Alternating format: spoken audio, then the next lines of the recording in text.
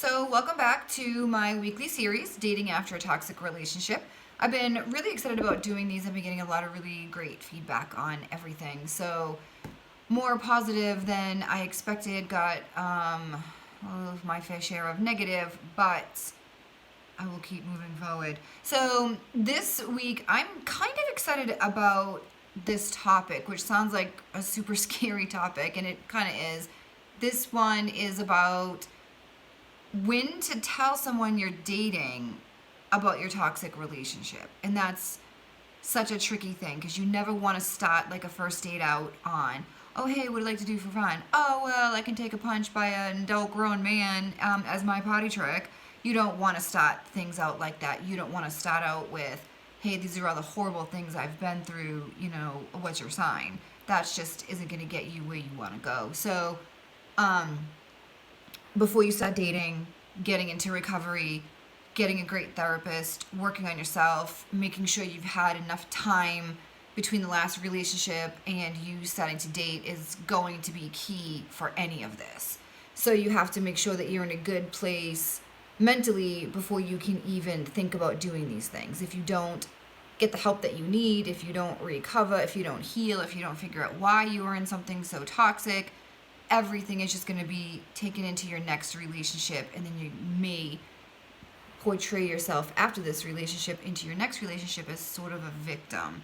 Don't attack me for saying that, but if you don't work with it and kind of work through the things that you've been through, not the person that you were in a relationship with, but the things that happened within that relationship, those are the things you need to recover from. So with that said, moving on to this topic of when and how to talk about your abusive, toxic relationship with the next potential partner in your life.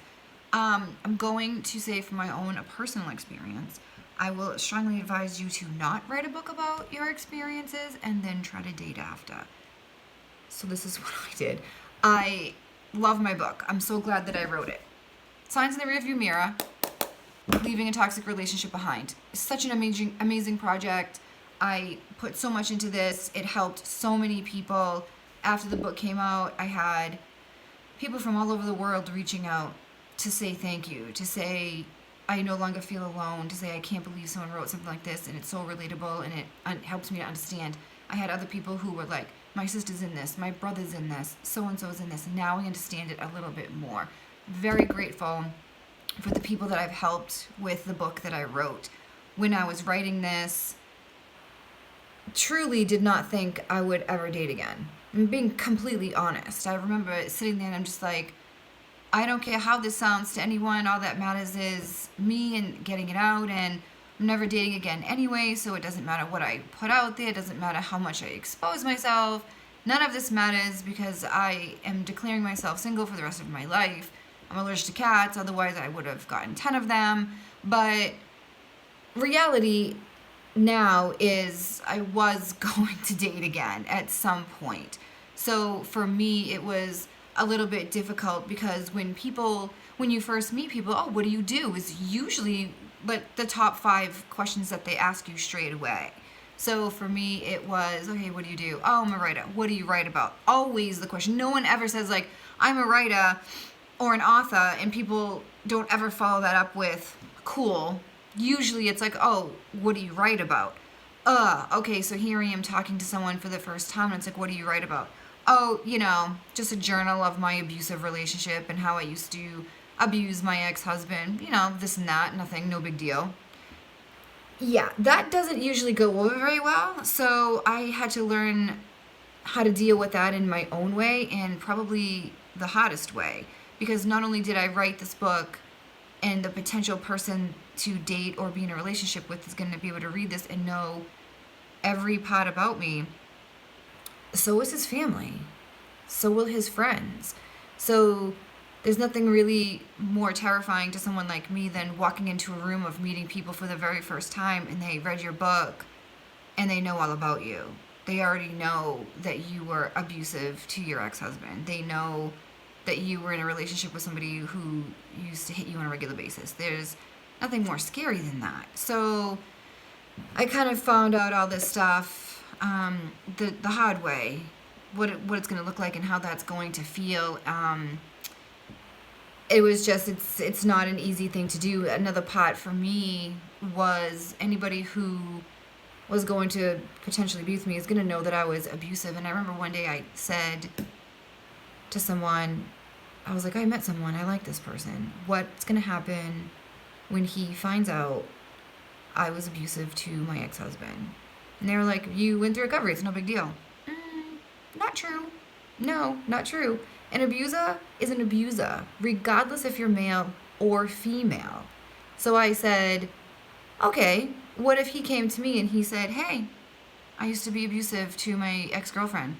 What would you tell me then? And they were like, then you need to stay the hell away from that person.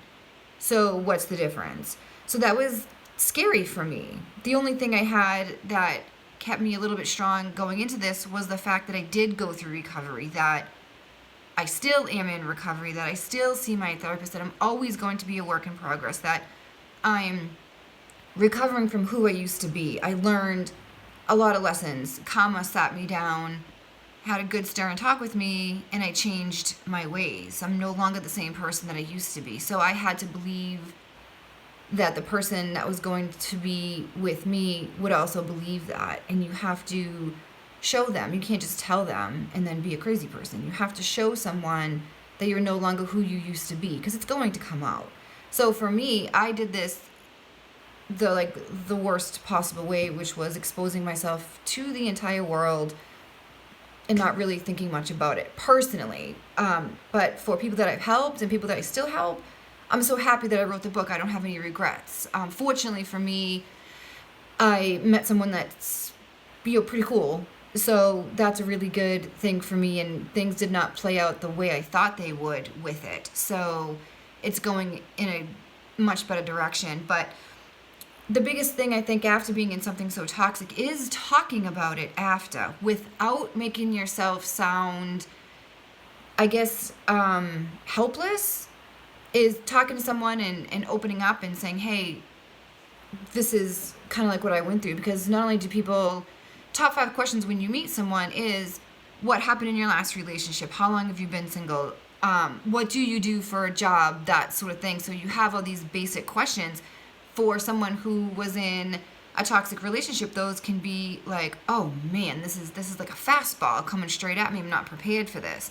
So it's crucial to know when and how to tell someone about this relationship. So when you first meet someone, you don't know how it's going to go. You might go on one date and they may surprise you. So you may go on another date, or you may go on a date and then they may never speak to you again. So the last thing you want to do is sit across from a complete stranger that you've had 4 text messages with and 1 phone call with and say, yeah, this is what happened in my last relationship and da-da-da-da.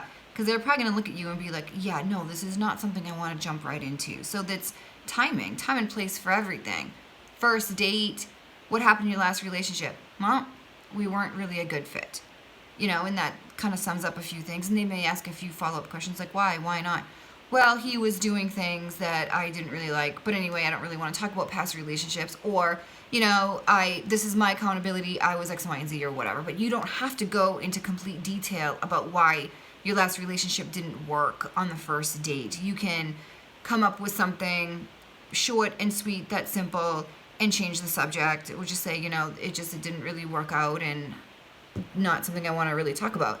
And they may take that and accept it, or they may be like, okay, this person's not really talking much about it. There must be something going on. So it all depends on the kind of person that you're with. And knowing that you want to be with the kind of person that's going to be able to be patient, someone that's going to be understanding. If you're not ready to talk about something, then you're not ready. If that person's like, oh no, this person was too tight-lipped, I want to know more, and she wouldn't say anything, probably not going to be able to understand the relationship that you were in anyway. So probably not a great fit. So only say things that you're comfortable with. It's a tough thing to do. It's not easy to talk about these things, because once you get further into a relationship with somebody, obviously they start to care about you. They start to have feelings for you. So the more you tell them, some of this stuff is going to bother them. They're not going to want to hear that someone hit you. They're not going to want to hear that you were called names or that you were abused on a regular basis. They're not going to want to hear the stories of someone hurting you. So you may have to find someone else that you can talk to about some of these things if you get triggered in a relationship. Probably not the best idea to go to the person that you're with and say, hey, you're triggering me and this is why. I mean, you could, depending on the kind of relationship that you have, but in the beginning, while you're getting to know someone, and I know because like I've been through some of this where sometimes I would hear things that would trigger me, and I was like, I'm not telling him that this is triggering me because this has nothing to do with him. This has everything to do with me.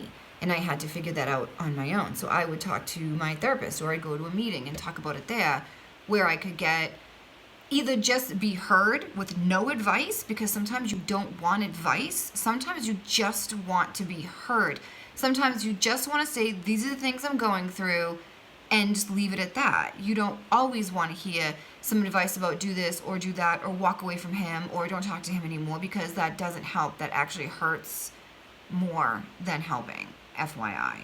But if you want advice, you can say so. Hey, I'm going to tell you what's going on. What do you think about this? Let me know what you think about it when I'm done. Or, hey, I'm going to tell you what's going on, but I just want to talk. I don't want any feedback. I don't want to hear anything back. Let me just talk about this. Because there are things that are going to happen in a relationship that you don't expect. For me, I thought once I got through recovery, I would be like a whole new human. Nothing would bother me. Everything would be great.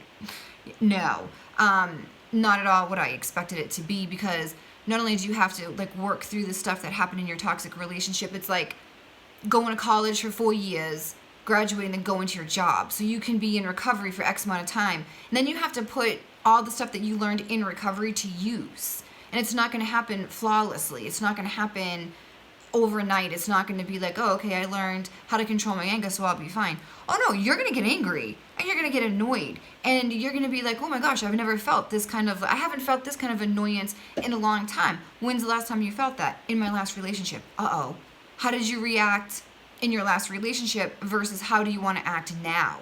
So these are the things that a lot of people don't think about. Is the last time you were, triggered in a way, what this person is doing was when you were in a relationship. It wasn't one of your friends or your siblings or any kind of family member or a coworker or a neighbor. It was in a relationship. And now you're in this and you're like, oh no, how am I going to act, or how am I going to work through this in this relationship that's healthy? So it's a little bit more complicated, I think, than people think. It's a lot more difficult. And when you're dating healthy, you are more aware of your own habits. You're more aware of the other person's habits. You're more aware of like, okay, this isn't going to work for me, or this is going to work for me. The biggest surprise I think I had with being in a dating relationship or a relationship or, whatever, is understanding the other person, and to the extent of how much you have to understand the other person. Someone can come at you and say, I don't like those jeans. And then coming out of a toxic relationship, you can be like, wow, this person's personally attacking me. When in reality, they're not. They're just telling you like, hey, I don't like these. It has nothing to do with you as a human. I don't think you wear terrible jeans and kick puppies. I just don't like those jeans. And it's okay that they say those things to you. What's not okay is reacting and accusing them of something that they're not doing. So it's, in a way, like you can get as much recovery as you can, but then you have to put everything to use. And when you do, you have to kind of be aware of how you're putting it to use. Personally, for me, I've felt like when I was growing up with my toxic mom, that every time she would say something to me, it was an attack. And I didn't understand, like, why is she doing this and why is she doing that? And then, in different relationships, I kind of felt like the same way, like they were being attacked. And then when I got, out of my marriage and into the toxic relationship, it was like these attacks on what I would wear was the biggest thing. It was wearing a tissue t-shirt, it's like a long sleeve t-shirt. That's a t-shirt, but lighter than the usual ones, and being called a whore for it, like out of nowhere, getting, seeing this person, spending 2 or 3 hours with this person, and then sitting down to dinner, and all of a sudden it's like, why are you wearing that shirt? And oh, I like that. I thought, well, look at this shirt. This is a great shirt. It looks good on me. I really like it. Da da da.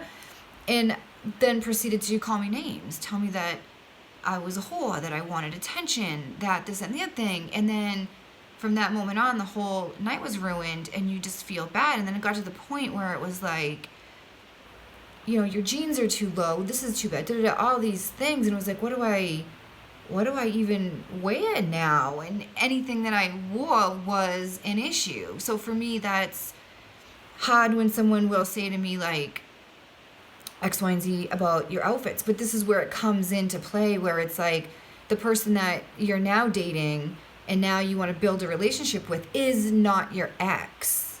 They are not saying things to attack you, to put you down, or to make you feel bad, or to make you feel bad enough to lift themselves up.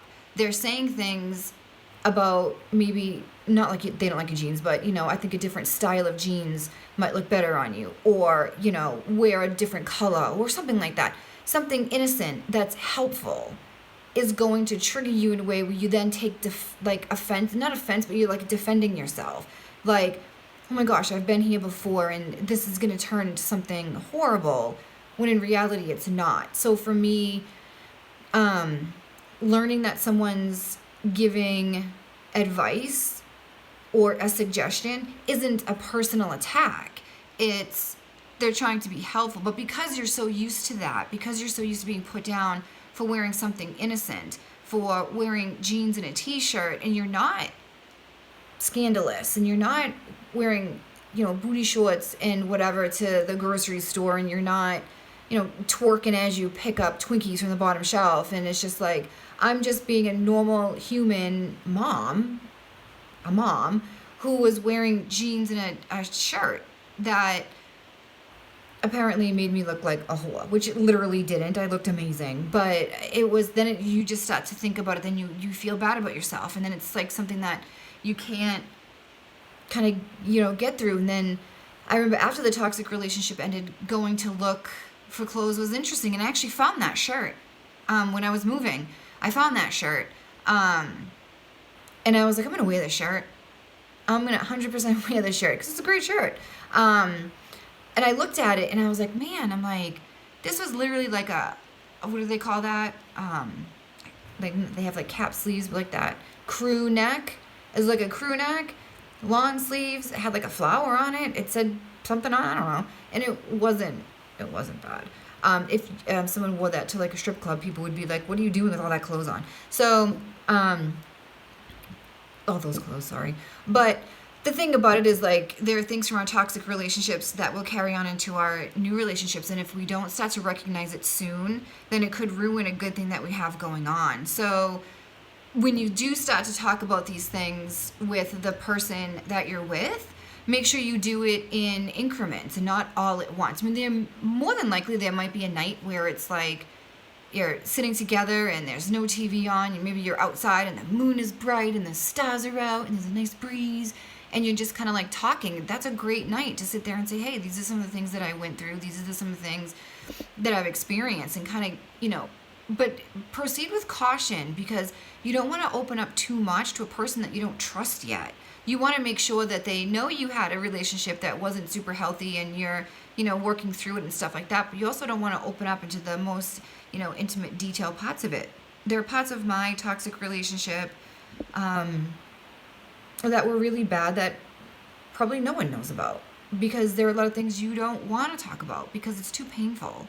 It's too difficult. You want to put it away, and you want to work through it in therapy, and you want to work through it in recovery and stuff like that, but you don't want to tell your friends and family about certain things that happen because it's too much, and you don't want them to feel sad. You don't want them to feel bad about the things that you went through. And the person that you're with, the new person that you're with, when it really becomes a relationship, and you really start to talk about feelings, and you really start to really feel something with this person, you start to trust this person, they're going to start feeling the same way about you, and it's going to be hard for them to hear about the abuse. It's going to be really difficult for them to hear about that stuff. So if you're telling someone that you were abused in X, Y, and Z way, and they don't really react, and they don't say, oh my gosh, like, that's so sad, it's probably because they're trying to process it, and they're trying to, like, they don't want to hear it, but they're also not going to tell you to just don't talk about it because they don't want to hear it. they're not really going to respond too much to it because they're not really comfortable with it. And that's a huge reason why you should really get through a recovery program. Get yourself set up with either a sponsor or a couple people that you can rely on, that you can kind of like talk to about these things. It's important that you have a therapist that you trust. It's important that you have one person in your life that you talk to about stuff, not 17. Because if you talk to a bunch of different people, they're going to give you different advice. And it's really tough to talk to someone who's never been through it. If they've never been through it, they're not going to understand it. So set yourself up with a really great support system. Talk about the things that you had gone through in your relationship, but do it increments, slowly. Make sure you can trust the person that you're opening up to, that they're not going to throw it in your face, that they're not going to turn it around on you, that they're not going to say, no wonder this person was so mean to you, look at you, and blah, blah, blah. You don't want that. So the big thing is to learn to trust someone, to spend time with them, to get to know them before you open up everything. You can give them like the Cliff's Notes about it. You can do that. You can say, I was in an abusive relationship. I was abused. And if they want to ask questions and you want to answer it, that's great. But if you're not ready to answer questions, then you don't have to. And this is where you're going to find out how understanding, how patient this person is with you. So if he says or she says to you, oh, you tell me about the physical abuse, and you're like, you know what? I'm not there yet. I'll tell you, but I'm just not there yet.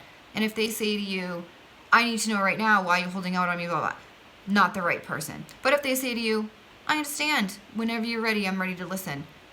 What? That might freak you out, but that's a really good person. So you don't want the person that's going to pressure you into talking about things you're not ready to talk about. And just because you meet someone and you get into something with them doesn't mean you have to tell them everything.